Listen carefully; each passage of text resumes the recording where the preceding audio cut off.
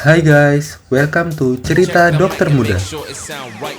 Setelah sekian lama kami berada dalam fase hiatus, akhirnya kami kembali lagi. Kangen nggak?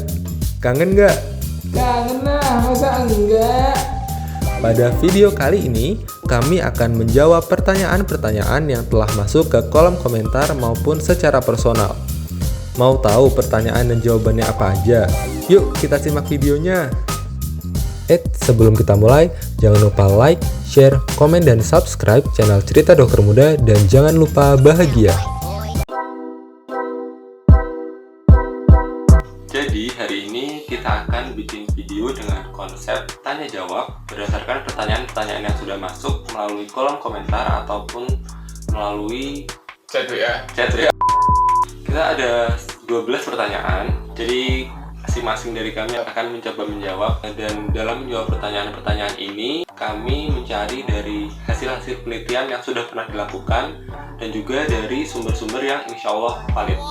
Untuk itu langsung saja kita mulai videonya.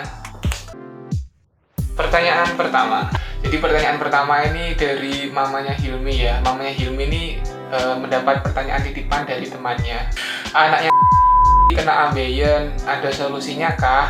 Banyak loh zaman sekarang anak masih muda sudah kena ambeien. Jadi kan ambeien itu karena ada pelebaran vena di daerah dubur ya, daerah dubur. Nah itu ya faktor resikonya salah satunya karena pertambahan usia. Jadi karena semakin bertambahnya usia, dinding-dinding pembuluh darah itu semakin melemah, makanya semakin tinggi resiko untuk terjadinya ambeien. Pada beberapa akhir dekade ini, kejadian ambeien pada usia muda itu semakin meningkat. Secara ilmiah sih, alasan dari hal itu yang pertama mungkin karena memang faktor genetik. Jadi memang secara genetik dia memiliki struktur pembuluh darah yang memang lebih lemah daripada orang normal. Jadi dia memang lebih beresiko mengalami ambeien.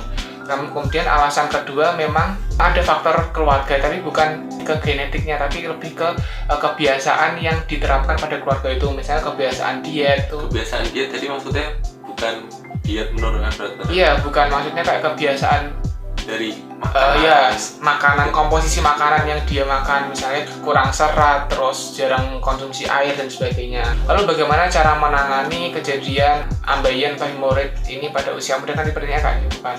Nah, jadi kalau berdasarkan dari Jurnal External Hemorrhoidal Disease in Child and Teenage Clinical Presentation and Risk Factor, itu menyebutkan bahwa kalau untuk usia muda itu memang yang paling utama dengan cara konservatif. Artinya apa? Dengan merubah tadi pola hidup ya, meningkatkan konsumsi banyak serat, buah, sayur, mengkonsumsi banyak air. Nah, tapi kalau misalnya sudah modifikasi pola hidup tapi masih muncul gejala ambeien dan sangat mengganggu, ya mungkin bisa dikonsultasikan ke dokter untuk mendapatkan terapi tambahan. Pertanyaan berikutnya dari kakak Admira. Kakak lu ya? Mau tanya, bener nggak sih sayur bayam itu beracun kalau dimakan lewat dari 4 atau 6 jam setelah dimasak? Jadi ini pertanyaannya memang kebanyakan dari Keluarga sendiri. ya maklum lah, channel YouTube-nya belum modern. Makanya guys, ayo subscribe dan like sebanyak-banyaknya biar channel YouTube ini biar makin berkembang. Jadi berdasarkan penelitian yang dilakukan oleh Hendra Budi Sungkawa dan Sugito dengan judul Pengaruh Suhu dan Lama Penyimpanan Terhadap Kadar Nitrit pada Rebusan Bayam Hijau. Jadi pada penelitian ini dijelaskan bahwa bayam itu memiliki kandungan senyawa nitrat. Nah, kandungan senyawa nitrat ini ketika terpapar udara maka akan tereduksi menjadi senyawa nitrit. Senyawa nitrit ini punya peran dalam mengikat hemoglobin, yang mana hemoglobin ini merupakan suatu senyawa yang membawa oksigen. Jadi ketika Dalam darah. Oksigen dalam darah, benar. Jadi ketika hemoglobin ini berikatan dengan nitrit, maka hemoglobin ini tidak dapat mengikat oksigen di darah, maka bisa sebabkan kekurangan oksigen di dalam jaringan tubuh manusia. Pertanyaan selanjutnya. Selanjutnya pertanyaan dari Dokter Almahita. Pertanyaan dari konsulen. Iya, pertanyaan dari konsulen. Jadi kalau kepengen kurus, olahraganya yang mana? Kardio atau resisten? Nah, jadi sebenarnya yang sopan sama konsulen. Mohon izin menjawab dokter. Ya, terima kasih dokter atas pertanyaannya. Kami izin menjawab. Mohon koreksinya kalau salah. Ya jadi sebenarnya konsep dari kalau pengen kurus pakai yang mana sih, itu tergantung dari seberapa banyak kalori yang dikeluarkan ketika kita melakukan olahraga, baik itu misalkan resisten ataupun kardio. Ketika kalori yang terbuang itu banyak, otomatis defisit kalorinya kan semakin banyak. Dan biasanya olahraga yang bisa bikin cepat kurus itu adalah olahraga dengan intensitas yang berat. Kalau dulu kami ketika zaman kuliah preklinik itu ada yang namanya strong by zumba.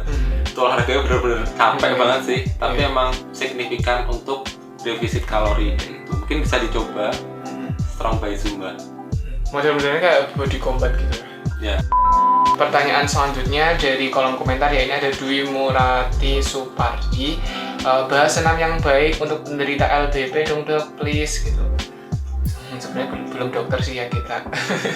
LBP itu nyeri punggung guys, jadi Low back pain, nyeri punggung bawah, boyokan kalau orang Jawa bilang ya. Kebanyakan dari kita berpikir ya kalau misalnya nyeri punggung bawah mungkin kita bakal terbatas dalam melakukan olahraga, kegiatan kayak gitu, jadi kita nggak boleh olahraga ini itu ya. Padahal sebenarnya olahraga yang sifatnya aerobik itu bisa meningkatkan kekuatan punggung belakang sehingga dapat menurunkan rasa nyeri, meningkatkan stabilitas punggung belakang. Jadi intinya semakin baiklah untuk penderita LBP atau nyeri punggung bawah. Nah, kemudian pertanyaannya, olahraga aerobik seperti apa yang direkomendasikan? Kalau dari jurnal ini guys, nanti ditampilkan ya, itu menyebutkan bahwa olahraga yang paling direkomendasikan untuk penderita LBP itu yang pertama sebenarnya yang baik itu renang, dan yang kedua itu sepeda statis. Kalau misalnya untuk jenis senam yang baik untuk penderita LBP itu yoga. Karena apa? Yoga itu bisa lebih terkontrol gerakannya gitu. Sampai semana kita merasakan sakit banget bisa dikontrol. Kita akan pertanyaan berikutnya. Kemudian pertanyaan berikutnya, Mas Hilmi bahas tentang mah dong. Selain minum beralkohol dan kopi, teh boleh nggak ya untuk penderita mah? Kalau terkait teh ya, sebenarnya kalau dari beberapa penelitian yang kami baca, itu belum ada yang teh secara langsung, secara signifikan menyebabkan mah kayak gitu. Tapi memang kafein itu dapat meningkatkan sekresi asam lambung, dan teh itu juga sebenarnya punya kandungan kafein meskipun kadarnya nggak setinggi pada kopi. Pertanyaan berikutnya dari Okta, kalau misal makan kangkung minumnya es good day, kira-kira tetap ngantuk nggak? Skip. Oke, kita lanjut ke pertanyaan berikutnya. Selanjutnya pertanyaan dari Kak Fikri Ilham terkait donor darah. Apakah benar donor darah itu memberikan efek baik untuk kita, ataukah hanya sekedar bentuk kepedulian terhadap sesama? Nah, jadi memang selain kepentingan sesama dalam menolong sesama manusia ya, karena memang kebutuhan kantong darah sampai sekarang tuh masih sangat tinggi gitu ya guys. Terutama di Indonesia pun tuh setiap tahunnya setidaknya membutuhkan 5,1 sampai 5,2 juta kantong darah gitu per tahunnya. Jadi memang kebutuhannya tuh sangat tinggi, dan itu bahkan tidak sepenuhnya tuh bisa terpenuhi gitu. Nah, selain memang kepentingan kemanusiaan itu, ternyata dalam kesehatan itu juga memang bisa memberikan dampak yang baik. Salah satunya dari penelitian dari jurnal ini ya guys, itu menyebutkan donor darah rutin itu bisa menurunkan kadar total kolesterol, menurunkan kadar kolesterol yang jahat, dan meningkatkan kolesterol yang baik di dalam tubuh. Donor darah secara rutin itu juga bisa mencegah penyakit jantung dan pembuluh darah, penyakit kanker, juga dapat memperbarui produksi darah dalam tubuh.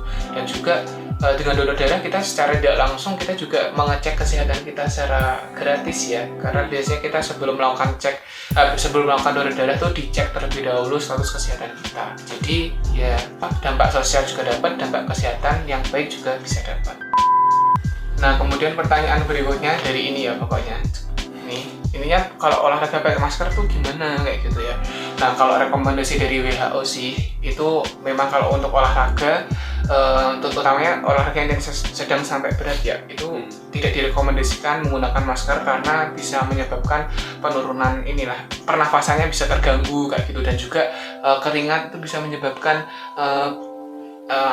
pertumbuhan bakteri jamur semakin pesat kayak gitu ya. Intinya kalau misal olahraga tidak direkomendasikan menggunakan masker, tapi yang terpenting adalah tetap berusaha jaga jarak kayak gitulah guys, semaksimal mungkin menegakkan protokol kesehatan.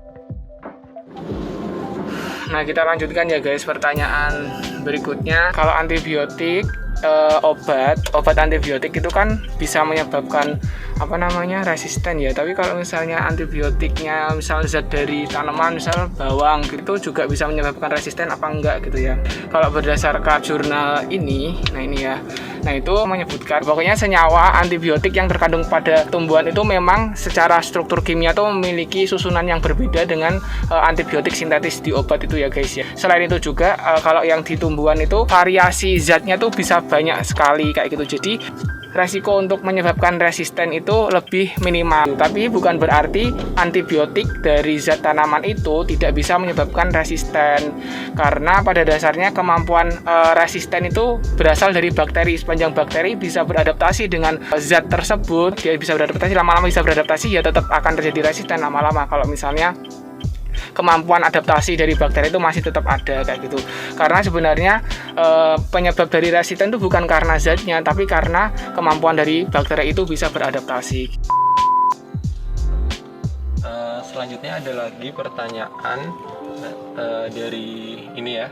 Jadi intinya post covid ya, jadi sudah negatif tapi badannya masih terasa nggak enak, tensinya cenderung naik, terus asam lambung gitu ya, ada banyak keluhan setelah mengalami COVID. Itu benarkah begitu dan solusinya apa? Ya jadi setelah kami baca, ternyata emang pada beberapa orang itu ditemukan adanya gejala setelah dinyatakan negatif dari COVID, atau hal ini biasa disebut dengan long haulers atau post COVID syndrome gitu. Jadi post COVID syndrome ini terjadi pada orang yang sehat tapi merasa badannya itu nggak enak badan, hitungan minggu sampai hitungan bulan setelah terinfeksi. Nah gejalanya apa ya? Gejalanya bisa sistemik ya, bisa jadi mudah lelah, bisa terus jadi terasa sesak, bisa batuk atau nyeri sendi, nyeri dada kan. Tapi kan memang bisa menyerang ke beberapa organ gitu kan. Nah terus solusinya apa? Jadi solusinya bisa dengan mengecek secara rutin menggunakan pulse oximetry. Pulse oximetry itu menghitung SpO2, kadar oksigen di dalam darah. Itu ada kok alat yang jual ya, nanti biasanya ditaruh di jari untuk tahu kadar oksigen dalam darah itu berapa. Normalnya harusnya sih 100% lah, 95, di atas 95. Kalau misalkan udah turun nih, ada turun berarti udah mulai curiga, harus segera periksa ya kayak gitu. Terus jangan lupa juga dari dietnya, intake makanannya, nutrisi harus terpenuhi, terus istirahatnya harus cukup, hindari merokok, alkohol, dan dari kafein gitu kalau bisa dibatasi. Terus kalau misalkan terasa sesak atau apa, mungkin kan nggak bisa olahraga ya, tapi ketika misalkan post covid syndrome-nya ini masih memungkinkan untuk olahraga, nggak apa-apa, lakukan olahraga, meningkatkan imun juga kan. Tapi lakukan secara perlahan, jadi gradual, yang ringan-ringan dulu, gradual, nanti makin ditingkatkan lagi intensitasnya kayak gitu. Jadi nggak harus yang langsung aku mau olahraga yang banyak biar sehat tuh enggak. Jadi emang dikit-dikit dulu aja. Start low, go slow. Betul. Kayak gitu. Semoga menjawab. Oke guys, gitu semua. Kayaknya udah kejawab semua ya pertanyaannya ya. Jadi cukup sekian video kita. Ada satu yang belum. Yang ini. Oh iya, ada satu lagi yang belum. Pertanyaan ini. Tik. Nah, bahas tentang keroan ya. Keroan tuh gimana sih sebenarnya bagi kesehatan gitu. Sepertinya ini bakal seru untuk dijadikan konten tersendiri ya. Mungkin next video mungkin kita akan bahas mengenai kerokan. Mungkin kita semua ya, terutama orang Indonesia tuh sering banget kalau misalnya pegel-pegel kerokan gitu ya, enak banget ya. Nah, itu sebenarnya gimana kalau ditinjau dari segi medis gitu. Apakah benar membantu atau hanya efek placebo semata gitu kan. Semoga ada jurnalnya sih. Kita juga belum. By the way, bahasa ilmiah dari kerokan apa ya guys? Ibaratnya padi kan Oryza sativa. Terus lalat kan Molluscum apa gitu ya, Contagiosum apa? Nama penyakit. Musca domestica. Ibaratnya lalat kan Musca domestica. Nah, kalau misalnya keroan ini apa ya bahasa ilmiahnya untuk kita mencari di jurnal? Bagi kalian yang tahu silahkan komen di bawah ya guys ya. Kalau ada pertanyaan lagi silahkan drop komen aja. Oke, cukup sekian video kita kali ini. Jangan lupa follow sosmed kita @alfian_yusanto @hilmi_ardian. dan jangan lupa nadanya yang bener tempatku. Nadanya yang bener. dan jangan lupa follow TikTok kita @cerita_dokter_muda karena di sana bakal ada video-video singkat yang lucu-lucu ya, seru dan lucu tentang keseharian kita sebagai dokter muda. Oke guys, cukup sekian. See you in the next video. Bye bye.